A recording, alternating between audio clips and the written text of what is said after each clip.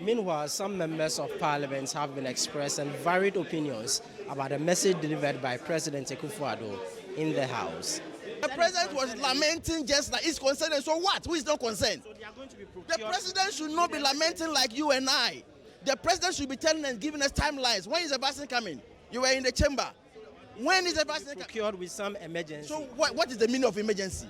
What's the meaning of soon? What's the meaning? They should be telling us. The president should be telling us that, look, the outbreak, in the first place, we shouldn't have gotten here.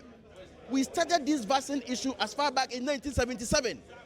And we have done, I mean, some kind of gains. We've gotten some kind of gains in the area of eradication of these diseases. And somewhere last year, October, we started recording measures in this country. Okay? And it looks like the president doesn't appreciate the sense of urgency. Okay? So for me, I am simply uncomfortable. I am simply disappointed.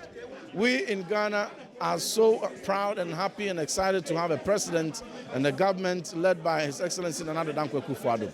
Contained in his address, touching on energy, health, transport sector, road sector, education, and every aspect of the economy, we have seen the strides we have made, even in the midst of this global crisis.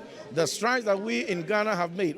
We sleep in electricity without doomso, and you could have imagined, in time past, either to, if the other group had been in power, what would have been the state of our power sector at the moment. The president also singled out, and mentioned the strides we've made in the education sector. As you see, education investments on the decline trend in many parts of the world after COVID-19 and Russia-Ukraine war. In Ghana, we rather see an increasing trend. We see that investment in education is increasing. We see transformation taking place right from foundational learning.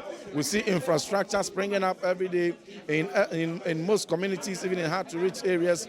We see schools being supplied with textbooks. We have achieved a pre-primary enrollment of 100%. We have been able to ensure the enrollment of 47,000 TVET students who are accessing TVET education at the second cycle level for free. Said something that cannot be checked. In the first place, he said they built airports. I can ask you, do you know any airport started since 2017 and completed? None. They came to meet the Kumasi airport and are continuing with it. I commend them for that. But that is not an airport actually started and completed by the NPP. The Tamale airport, the same thing. So I don't think the president was factual about that. Yes, they came to continue that project. The only airport they promised is airport in Central Region. You and I know that project. Last week, my very, very good friend, the transport minister, answered the question. He said feasibility is still going on. So they haven't done anything in terms of aviation. I'm somehow extremely disappointed in the president, though. The president once again sought to even clear members of his government who are suspected of doing wrong things in the COVID expenditure. It doesn't lie in the mouth of the president to decide to become an auditor of his own government by pretending that nothing went wrong with the COVID expenditure. Mr. President, what about the DCE in the northern region? The revenues that we have been taking, the loans that we have taken, we have not actually made bad use of them, including railways, roads, schools, hospitals. He stated all those things.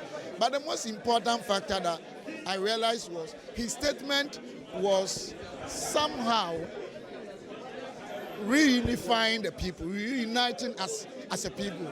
In times such as this, you need cohesion. Reporting from Parliament, my name is Nana Akufo-Addo for Citi News.